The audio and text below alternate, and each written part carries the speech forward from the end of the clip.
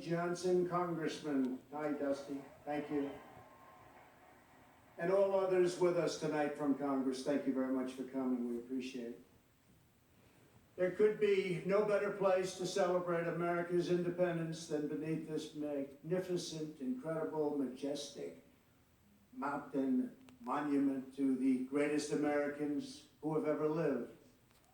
Today we pay tribute to the exceptional lives and extraordinary legacies of George Washington, Thomas Jefferson, Abraham Lincoln, and Teddy Roosevelt.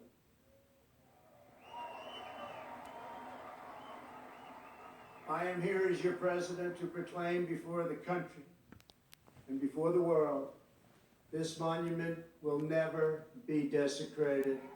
These heroes will never be defaced. Their legacy will never, ever be destroyed. Their achievements will never be forgotten. And Mount Rushmore will stand forever as an eternal tribute to our forefathers and to our freedom.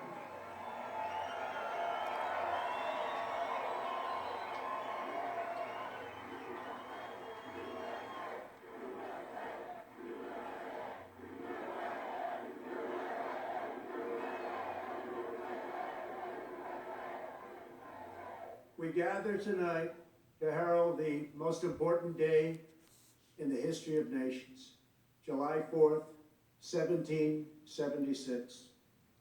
At those words, every American heart should swell with pride. Every American family should cheer with delight, and every American patriot should be filled with joy. One truth that changed the world forever when they said, all men are created equal. These immortal words set in motion the unstoppable march of freedom. Our founders boldly declared that we are all endowed with the same divine rights given us by our Creator in heaven, and that which God has given us, we will allow no one ever to take away, ever.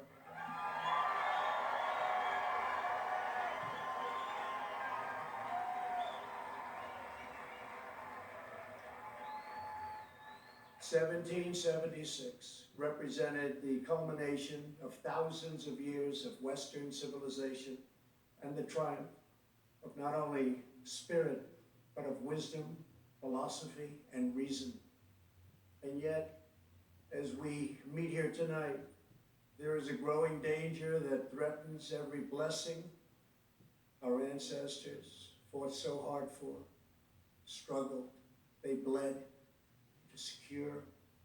Our nation is witnessing a merciless campaign to wipe out our history, defame our heroes, erase our values, and indoctrinate our children.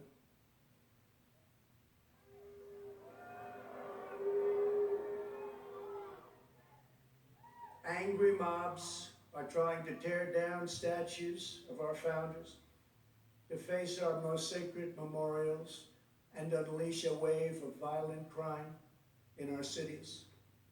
Many of these people have no idea why they're doing this, but some know exactly what they are doing. They think the American people are weak and soft and submissive. But no, the American people are strong and proud, and they will not allow our country and all of its values, history, and culture to be taken from them.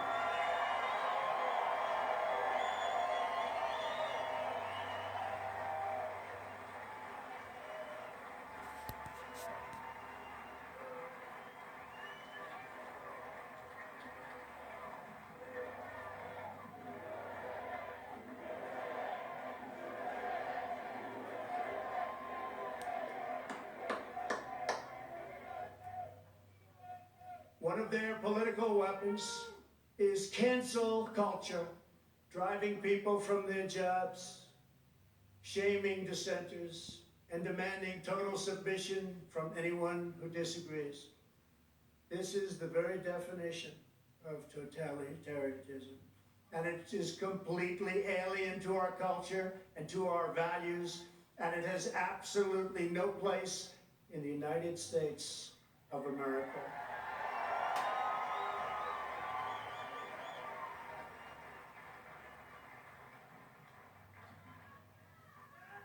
This attack on our liberty, our magnificent liberty, must be stopped, and it will be stopped very quickly.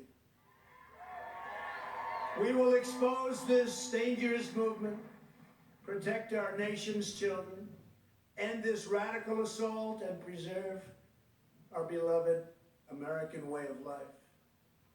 In our schools, our newsrooms, even our corporate boardrooms, there is a new far-left fascism that demands absolute allegiance. If you do not speak its language, perform its rituals, recite its mantras, and follow its commandments, then you will be censored, banished, blacklisted, persecuted, and punished.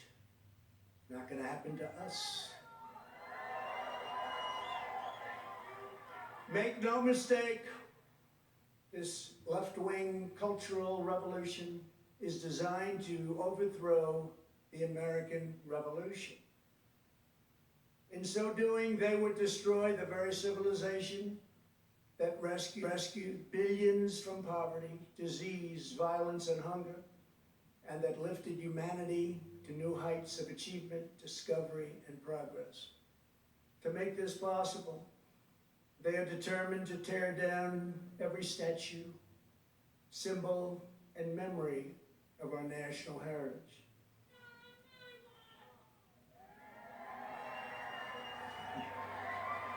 True.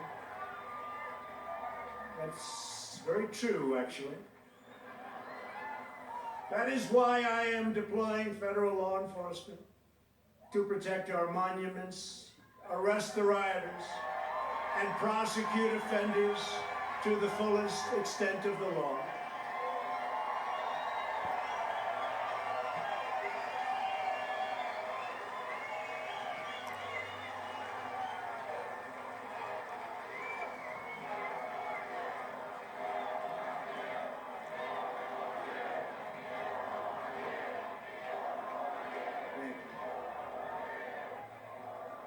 I am pleased to report that yesterday, federal agents arrested the suspected ringleader of the attack on the statue of the great Andrew Jackson in Washington, D.C.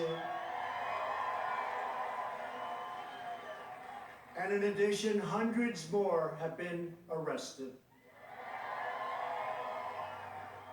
Under the executive order I signed last week pertaining to the Veterans Memorial Preservation and Recognition Act and other laws, people who damage or deface federal statues or monuments will get a minimum of 10 years in prison.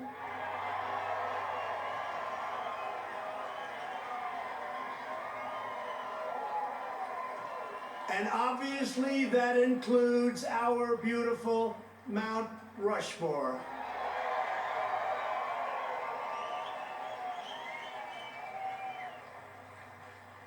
Our people have a great memory. They will never forget the destruction of statues and monuments to George Washington, Abraham Lincoln, Ulysses S. Grant, abolitionists, and many others. The violent mayhem we have seen in the streets and cities that are run by liberal Democrats in every case is the predictable result of years of extreme indoctrination and bias in education, journalism, and other cultural institutions. Against every law of society and nature, our children are taught in school to hate their own country and to believe that the men and women who built it were not heroes but that were villains. The radical view of American history is a web of lies. All perspective is removed Every virtue is obscured, every motive is twisted, every fact is distorted, and every flaw is magnified until the history is purged and the record is disfigured beyond all recognition. This movement is openly attacking the legacies of every person on Mount Rushmore. They defile the memory of Washington, Jefferson, Lincoln, and Roosevelt. Today, we will set history and history's records straight.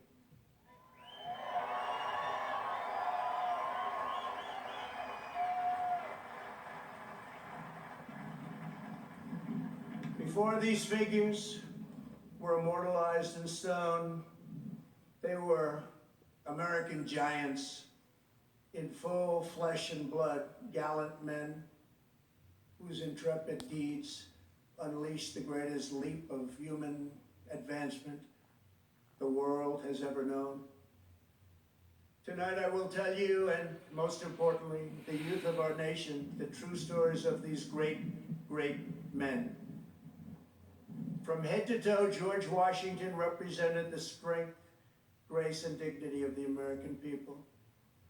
From a small volunteer force of citizen farmers, he created the Continental Army out of nothing and rallied them to stand against the most powerful military on earth. Through 8 long years, through the brutal winter at Valley Forge, through setback after setback on the field of battle, he led those patriots to ultimate triumph. When the army had dwindled to a few thousand men at Christmas of 1776, when defeat seemed absolutely certain, he took what remained of his forces on a daring nighttime crossing of the Delaware River. They marched through 9 miles of frigid darkness, many without boots on their feet, leaving a trail of blood in the snow. In the morning, they seized victory at Trenton. After forcing the surrender of the most powerful empire on the planet, at Yorktown, General Washington did not claim power, but simply returned to Mount Vernon as a private citizen. When called upon again, he presided over the Constitutional Convention in Philadelphia and was unanimously elected our first president.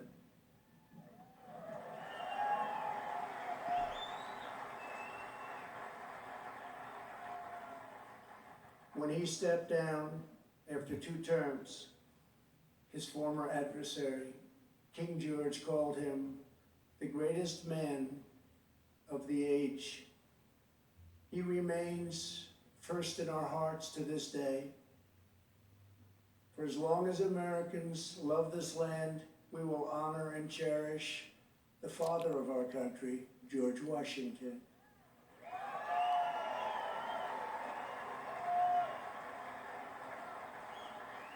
He will never be removed, abolished, and most of all, he will never be forgotten.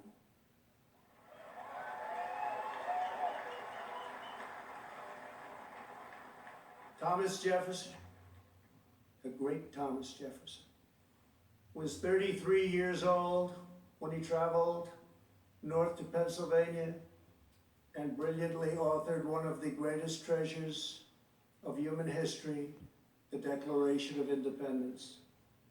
He also drafted Virginia's Constitution and conceived and wrote the Virginia Statute for Religious Freedom, a model for our cherished First Amendment. After serving as